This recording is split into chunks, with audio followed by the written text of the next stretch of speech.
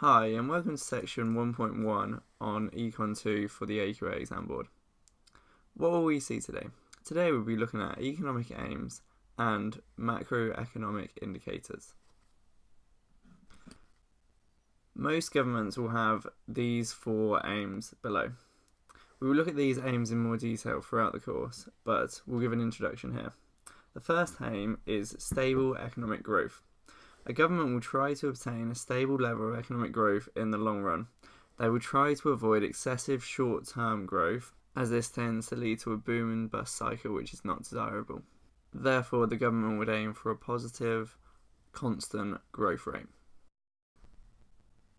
The next aim for a government is low unemployment. This will be an unemployment level that is non-inflationary and will not be zero.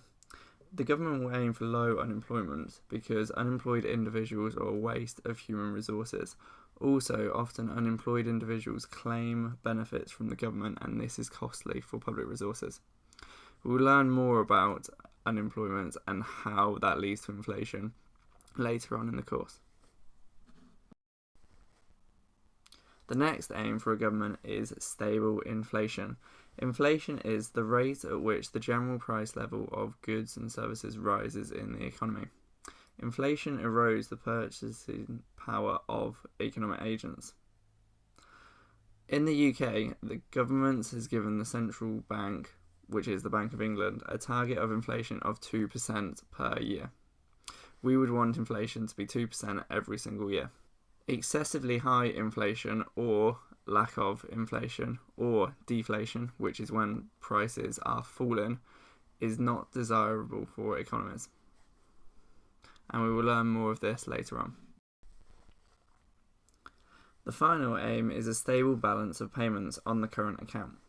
The balance of payment looks at the economy's transactions with the rest of the world over a specific time period, usually a year.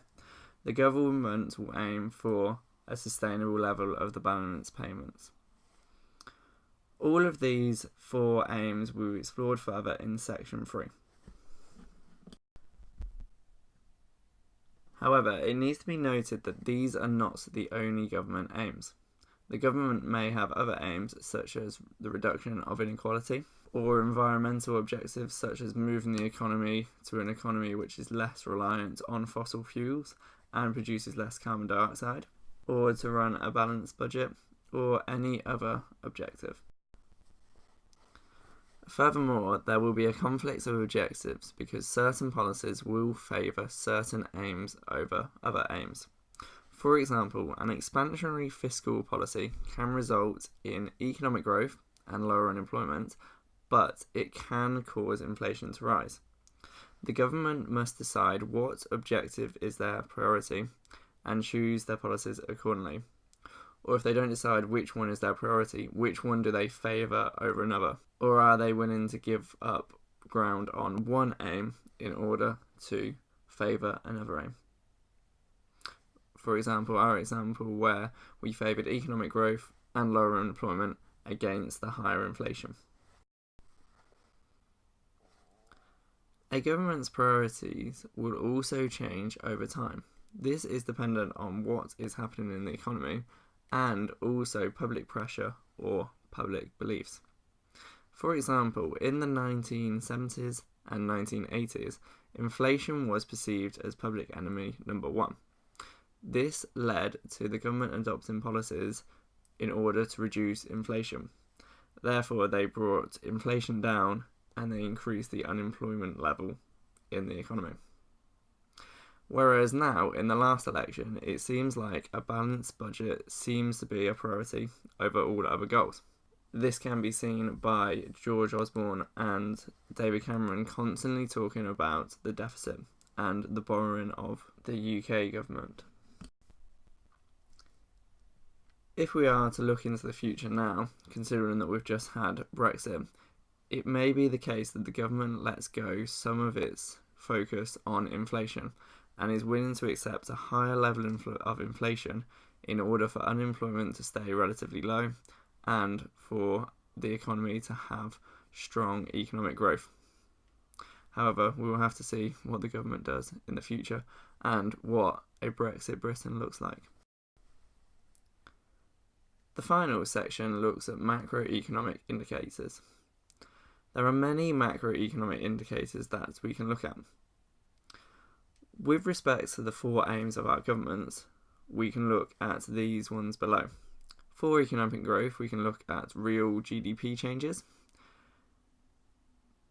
For unemployment, we can look at the claimant count, which is the number of individuals who are claiming benefits, or we can look at the number of inactive workers according to the Office of National Statistics Labour Force Survey. The ONS Labour Force Survey will find individuals who are choosing not to work and are not claiming benefits. Sometimes individuals will not claim benefits because they may only be out of employment for a week or so, and they don't want the hassle of claiming the benefits. Sometimes it's pride, individuals don't want to claim benefits. It can also be the case that an individual is choosing not to work, and as they are not seeking work, they are not able to claim unemployment benefits. Many argue that the ONS Labour Force Survey and the number of inactive workers is a better view of the unemployment in the economy rather than the claimant count.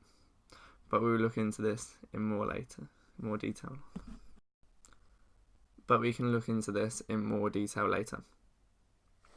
We can look at inflation levels by looking at the CPI or RPI.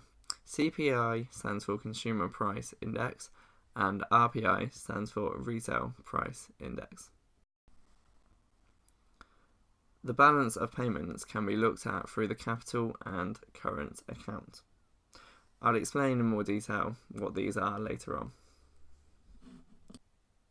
However, the macroeconomic indicators that we've discussed are not the only ones that we can use to judge the performance of the economy.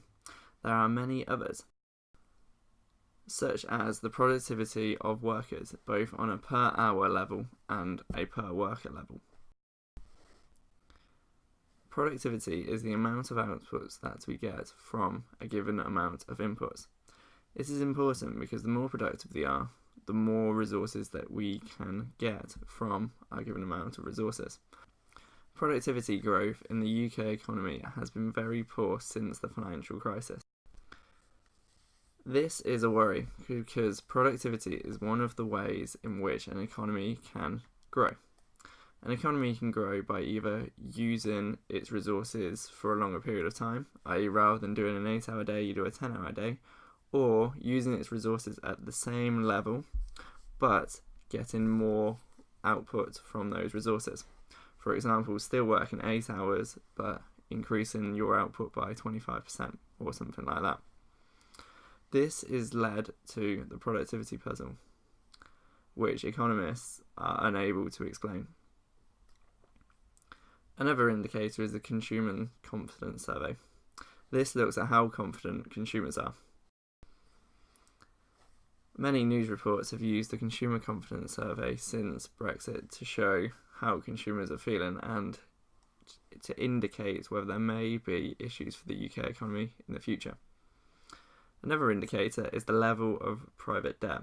This is the debt of individuals, for example, credit card debt, finance payments on cars or other goods. And if the level of private debt is too high, which some argue it is now, this can be a concern for the economy. The reason why a high level of private debt can be a concern for an economy is because the debt has to be paid back in the future. When the debt is paid back in the future, the consumption level of individuals will fall. Also, debt allows consumers to move consumption from the future to consumption of today, which means that the level of GDP today is higher than it would be if debt was at a normal level. Another macroeconomic indicator is house prices or other asset prices, such as the value of the stock market.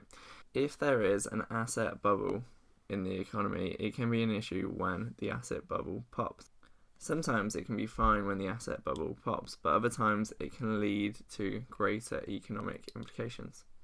There are also many other macroeconomic indicators that we can use to judge the economic performance of an economy.